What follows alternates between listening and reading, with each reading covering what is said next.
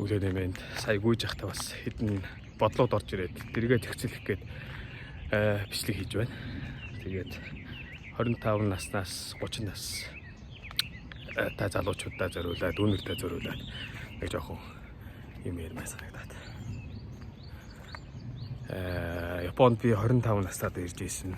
Тэр үед хүнтэй суучсан хүүхэд маань 2 настай. Тэгэл хүүхдээ Монгол төрхөөл бас нэг Монгол залуу нэг гэр бүл бас нэг хүний газар ирээд сайхан амьдарч хаад ирээд Японд 2017 онд ирж байлаа. Тэгээд 2017 оноос хойш Японд нэг 7 жил, 8 жил амьдарсан байна. Тэр хугацаанд дүүнертэй зориулж хэдэн зүйл. Одоо би 32 настай. 32 нас хүртэл одоо туулсан амьдрал бодсон бодлууд маань сая яг гүйж явах цэгцэрж хэлбэр санагдлаа. Тэгээд 25-наас 32 нас гэдэг чинь яг 7 жил гэдэг чинь бол их урт хугацаа. Тэр хугацаанд яг өөрийгөө хөгжүүлсэн ч юм байна, алдсан ч юм байна. Тэр болгоныг одоо хэлээд яах вэ? Залуу дүүнертэй зориулж ганц нэг юм ярихын хувьд бол өөрийгөө сайн чадвартай хүн болох, өөрийгөө яаж чадвартай болох вэ гэх юм бол тэр одоо нийгэм рүү гарч ирсэн, нийгэм рүү гараад ажил хийгээд мөнгө олоод ингээд явж байхдаа сайн юм судлаж, тархиндаа сайн зүйлүүдийг хийж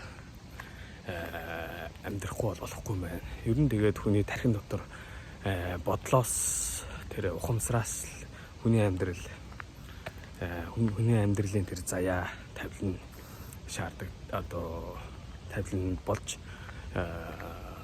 үр дүн ерөөсөө тэр тархин дотор анх бодол үүсээд тэрнээсээ бие рүүгээ шилжээд өнөөдөр кофе уух хэрэгтэй мэж гэдэг ч юм уу, эсвэл өнөөдөр өдөр хоол ажил дээр очингуудлаа нэг бэлэн хоол иддэг ч юм уу, гадуур хоол иддэг ч юм уу, тиймэрхүү зүйлүүд яг тархин дотор тэрийг анзаарахгүй явсаар хагаад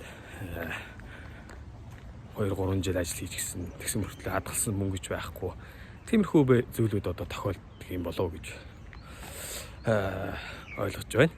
Тэгээд ер нь тэр залуу байгаа дээр 25-аас 30 нас хүртэл их тэр ажиллах ирч хүчтэй байгаа дээр сайн үр цацах.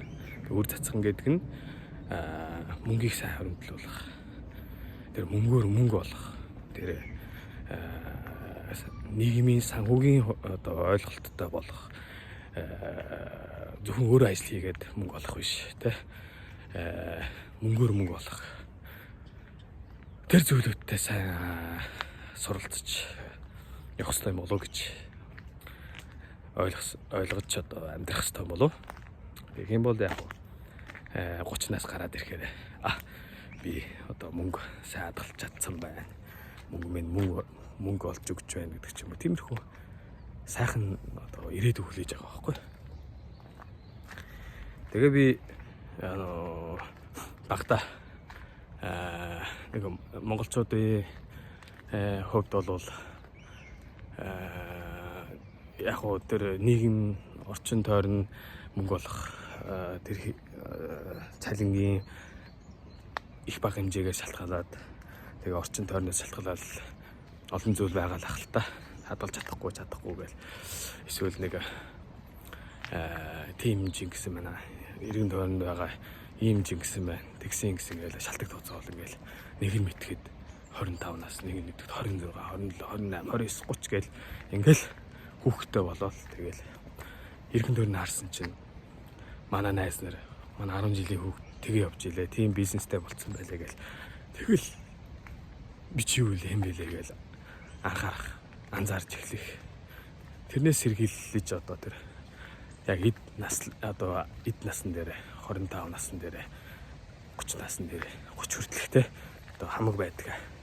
Хамаг энерги шавхаж сайн хичээж яг нөгөө өмнө байгаа тэр нөгөө олсон мөнгийг өрн таран хийх биш. Тэрийгээ сайтар хадгалж тэрнээс мөнгө олж мөнгөөр мөнгө олох тэр системийг үүсгэх ёстой болов. Тэгээд тэрнтэйг одоо нүрээ нүр тулж амьдралтайгаа нүр тулж тэр зоригтой том зоригтой болж тэр лугаа явах ёстой.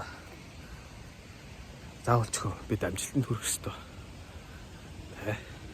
Тэгээд үүнээсээ бүгдэнд нэг чигээрээ гэж хэлье. Японд ирээд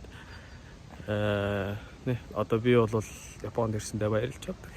Тэр үедээ залуу байхдаа CV руу гаргаад өөрөө Японд ирээд Японы Японы сургуульд 2 жил сураад үнэтэй ажилтан болоод тэгээ багасаа 25 наснаас эхлээд нөгөө тэр Японы нийгэмтэй танилцж тэр нийгмийн тэр санхүүгийн тэр шихуун шүүгий гэж хэлж байгаа тэр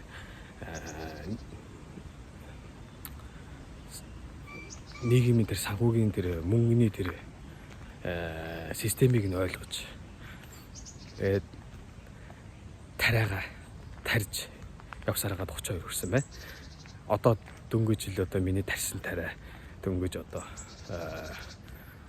сая болж эхлэж бай гэсэн үг.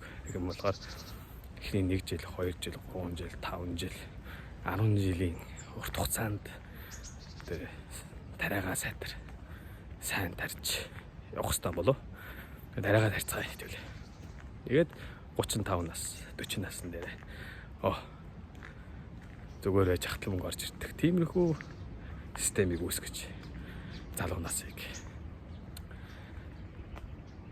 дуусгах биш. Залуу наснд тэр баялагийг бүтээх ёстой байна. Шүү манайха. За хичээцгээе.